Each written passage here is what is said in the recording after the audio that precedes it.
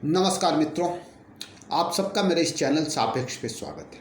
सभी राष्ट्रवादी बंधुओं को धर्मेंद्र मन्नू की राम राम। मित्रों, आज मैं जिस मुद्दे पर बात करने जा रहा हूँ वो मुद्दा है, क्या मुसलमान किसी पार्टी को सत्ता दिला सकता है, या कहिए कोई अल्पसंख्यक का मतलब मुसलमान ही हो यहाँ पे होता है।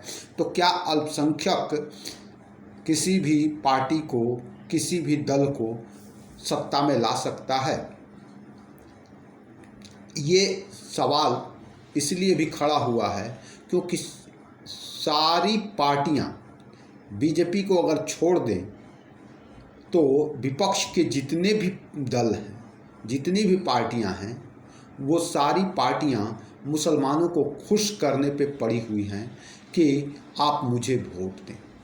मतलब एक अकेला बीजेपी निकाल दिया जाए तो बाकी की सारी पार्टियां, अगर 50 पार्टियां हैं टोटल नेशनल या क्षेत्रीय लेवल पे, मतलब मीडियम और बड़े लेवल की मिलाकर, तो उन 50 पार्टियों में से एक बीजेपी या दो बीजेपी के जो साथ जो जुड़े हुए हैं वो, उनको छोड़कर बाकी के 40 पार्टियां मुसलमानों को खुश करने पे पड़ी हुई हैं। इसलिए क्योंकि उन्हें लगता है कि मुसलमान ही सत्ता में उन्हें ला सकते हैं। क्या ऐसा संभव है? पहले ये संभव था। ऐसा पहले देखा जाए कि ऐसा क्यों हो रहा है। ये पार्टियां इतनी, बीजेपी के लगातार एक हिंदूवादी पार्टी के लगातार 10 सालों तक पूर्ण बहुमत में सत्ता में रहने और लगातार बढ़ते जाने के बाद भी ये पार्टियां क्यों मुसलमानों के पीछे ही लगी हुई हैं? इसके पीछे कारण है उनके जीन्स, उनके जो डीएनए में बसी हुई जो पुरानी आदत है ना, वो नहीं गई है। क्योंकि जो भारत की आज़ादी के बाद से अभी तक, आज के 10 साल पहले तक देखा जाए तो यहाँ पे चुनाव का फॉर्मूला बिल्कुल अलग होता था। एक तरफ धर्म के नाम पर, मजहब के नाम पर मुसलमानों को एकजुट किया जाता था, डराकर धमकाकर किसी भी न किसी ऐसे, और दूसरी तरफ हिंदू को जाति के नाम पर तोड़कर बिखेरा जाता था। जितने छोटे छोटे टुकड़ों में, कुनबों में बिखर जाएं, उतना ही फायदा होता है। और ये जो तरीका था, ये फ़ायदा इस तरह से करता था कि हिंदू जातियों में टूटकर अलग अलग जातियों में वोट देता था, और मुसलमान का 20% वोट जो था वो एक मुश्त जिस पार्टी को पड़ जाता था वो, और प्लस टुकड़ों टुकड़ों में बटे कुछ हिंदुओं का वोट उन्हें मिल जाता था, और बाकी का पूरा विपक्ष जो होता है वो बिखरा हुआ 5%, 10%, 20% तक में सिमट जाता था, और एक तरफ 30 से 33% तक का वोट मुसलमान और बाकी छोटी छोटी जातियों के मिलकर हो जाते थे, और इस तरह से वो पार्टी जीतकर बहुमत से या बहुमत के करीब आकर सत्ता में काबिज हो जाती थी। और छोटी छोटी पार्टियां जो 2-4-10 जीती होती थी, छोटे कम संख्या में, उन्हें मिलाकर अपने साथ सत्ता बना लेती थी, या बहुमत में होती थी तो सत्ता में रहती थी। अगर यूपी की ही बात करें तो यूपी में मायावती मुसलमान प्लस उनकी अपने कोर वोट, जाटव वोट या दलित वोट कहिए, या जाटव वोट, दूसरी तरफ सपा यादव वोट प्लस मुसलमान का वोट। तो अब बिहार में आए तो लालू यादव मुसलमान वोट प्लस यादव वोट। तो इस तरह हर जगह समीकरण इस तरह से बनाए गए थे कि इसी तरह से वोट पड़े। नीतीश का भी यही समीकरण था, मुसलमान प्लस कुर्मी, कोई कुर्मी वोट। तो कांग्रेस का भी यही वोट था।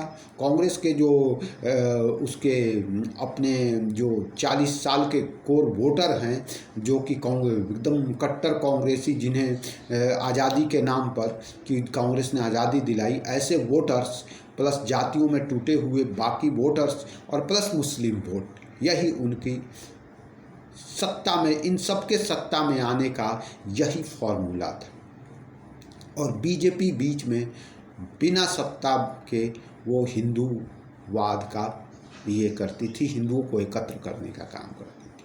तो यहाँ सीधे फॉर्मूला लगाया गया था विपक्षियों द्वारा, कांग्रेस और अन्य विपक्षियों द्वारा, जो कि सत्ता में बार बार आते थे, 5 साल ये 5 साल वो 5 साल, सबका फॉर्मूला एक ही था, बस देश को लूटना और 5-5 साल के लिए बटे रहना।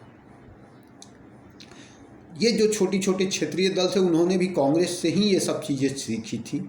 तो ये सब कांग्रेस की ही के शिष्य कहे जाएंगे एक तरह से, भले ही नाम समाजवादी पार्टी हो या जनता दल हो या फिर आरजेडी हो, ये सब केवल नाम के हैं। सब कांग्रेस की बी टीम कहा जाए कि कैसे सत्ता लेनी है, इसका फॉर्मूला उन्हें मिल गया और इस हिसाब से वो सत्ता में आते रहे, आराम से उनका खानदानी ये चलता रहा। तो इस बीच में होता ये है कि मोदी का प्रादुर्भाव होता है और लोग जो हैं लगातार वादों से थक जाते हैं और उनके पूरा न होने से, और एक बार 2014 में मोदी को चुन देते हैं। और उसके बाद मोदी जो हिंदुओं के एकत्र कर हिंदुओं को जो एकत्र करते हैं, हिंदुओं को आप देखेंगे तो 14 के पहले हिंदूवाद से हिंदुत्व का उतना ये नहीं था जितना कि कांग्रेस से त्रस्त जनता, महंगाई, बेरोजगारी और ये सब भ्रष्टाचार जैसे मुद्दों से त्रस्त जनता कांग्रेस को हटाकर बीजेपी को सत्ता में ले।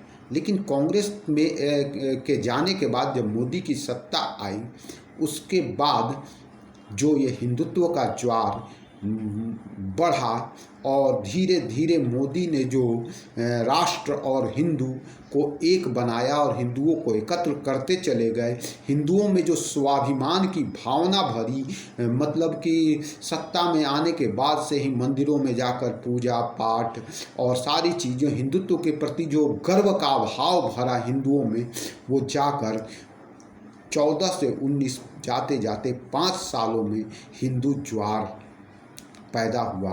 और 24 जाते जाते जब राम मंदिर का निर्माण होता है जीतने के बाद कोर्ट में, तब तक तो हिंदू की लहर प्रचंड हो जाती है और हिंदुत्व एक मतलब हिंदू वर्ग जो है वो जाति पाति को छोड़कर 60% से 70% हिंदू एकजुट हो जाता है। लेकिन इस बीच जो विपक्ष होता है वो उसी पुराने ढर्रे पर अभी भी पॉलिटिक्स करता नजर आ रहा है। अब सवाल ये है कि कब तक इनका भ्रम टूटेगा कि वो युग बीत गया, वो समय चला गया जब पहले वाली पॉलिटिक्स होती थी। अब नरेंद्र मोदी ने जब पॉलिटिक्स में आए, उन्होंने जो पॉलिटिक्स का रुख बदला वो अलग ही पॉलिटिक्स जैसे कि केजरीवाल ने कहा था कि हम राजनीति को बदलने आए हैं। तो केजरीवाल तो राजनीति को बदलने आया था, लेकिन वो बदल नहीं सका, खुद ही उसी भ्रष्ट राजनीति का शिकार हो ये में फंस के, भ्रष्टाचार के दलदल में फंस कर और बिल्कुल बर्बाद होने के कगार पे है। लेकिन नरेंद्र मोदी ने ज़रूर राजनीति को बदल दिया और आज राजनीति इस मोड़ पे खड़ी हो गई है कि या तो वोट हिंदू और मुसलमान के मुद्दे पर पड़ने लगे हैं। अब जातिवाद कोई बहुत बड़ा मुद्दा नहीं रह गया है, और अगर मुद्दा है भी तो इतना छोटा है कि उसके मुसलमान के साथ जाने से भाजपा पे या हिंदुत्व के जो कंसोलिडेट हुए, एकत्र हुए वोट पे कोई असर नहीं पड़ने वाला। अब ये बता रहा हूँ आगे के का जो की रणनीति होगी, आगे का जो चुनाव होगा, वो आगे जाकर बिल्कुल हिंदू बनाम मुसलमान न होकर हिंदू बनाम हिंदू ही होने वाला है।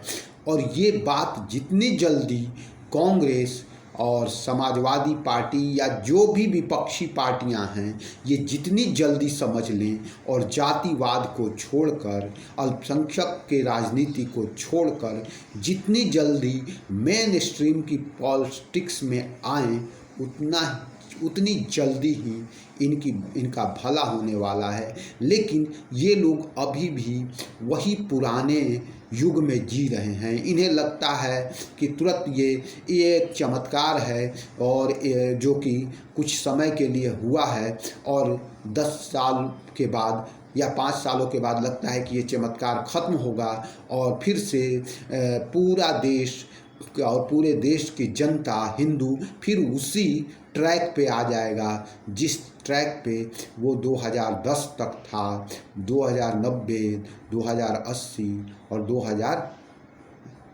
2000 में था। उसी ट्रैक पर, उसी सोच में आ जाएगा। लेकिन अब नहीं आने वाला है।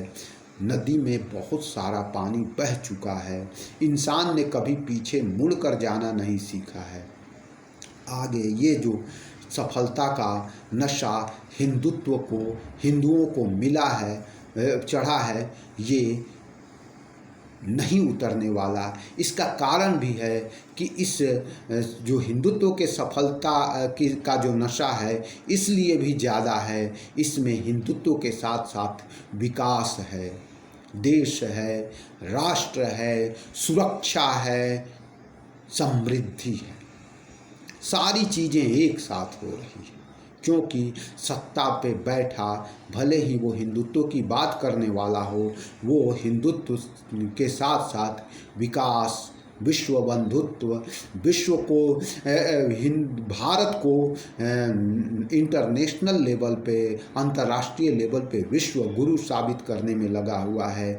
और आर्थिक क्षेत्र में तीसरे नंबर का आर्थिक संपन्न देश, आर्थिक रूप से संपन्न देश बनाने जा रहा है।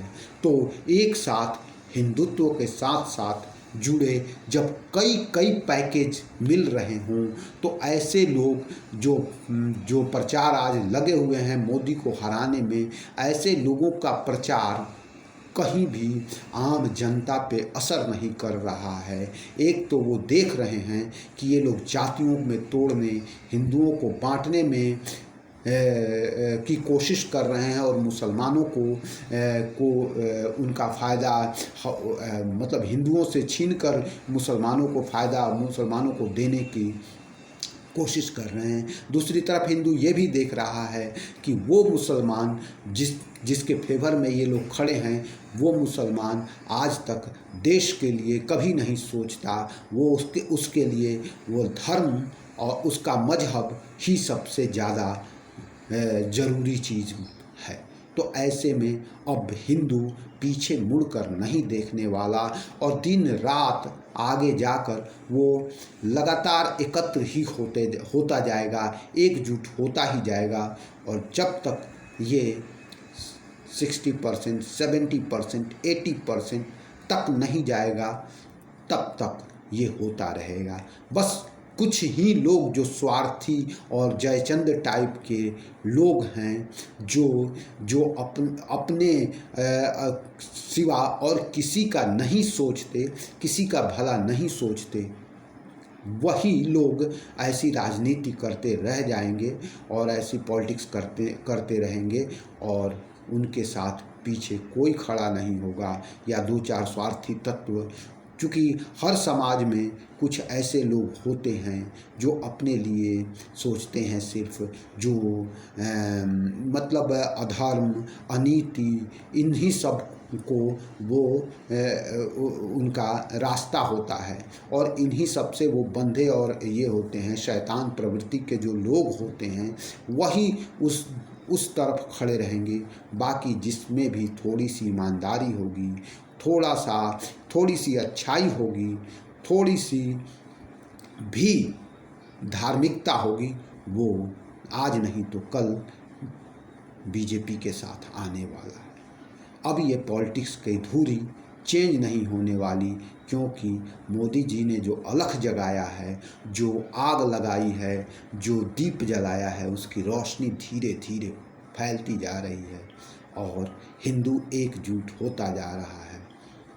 तो अल्पसंख्यकों की राजनीति अब किसी काम की नहीं है।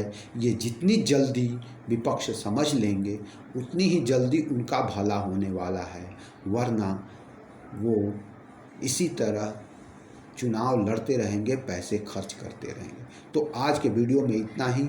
सभी राष्ट्रवादी बंधुओं से मेरा यह निवेदन है कि मेरे इस चैनल को देखें, सब्सक्राइब करें, वीडियो देखें, लाइक करें, अच्छा लगे तो शेयर करें, कमेंट करें।